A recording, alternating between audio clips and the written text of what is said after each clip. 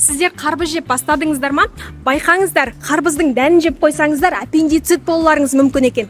Ақпарат рас па? Талдап көрейік. Аппендицит аппендикс деп аталатын ішектегі кішкентай өсіндінің қабынуы. Ол көбіне аппендикс жолы бітелген кезде пайда болады.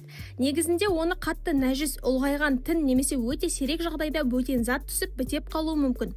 Ал енді жеміс дәндеріне келсек, мұндай жағдайлар ғылымда тіркелген, бірақ өте сирек. Мысалы, бір зерттеуде 1969 аппендикстің тек біреуінен ғана жеміс дәні табылған. Басқа зерттеуде де 1409 жағдайдың біреуінде ғана дән анықталған. Яғни дән жұтып қойсаңыз бірден аппендицит болады деп қорқудың қажеті жоқ, мұның ықтималдылығы өте төмен. Бірақ бұл ішіңіз ауырса мән бермеңіз деген сөз емес. Іштің ауруы күшейсе, оң жақ төменгі бөлікке ауысса немесе қызу, жүрек айну болса, дәрігерге қаралған дұрыс. Ал сіз бұл туралы не ойлайсыз? Пікір қалдырыңыз.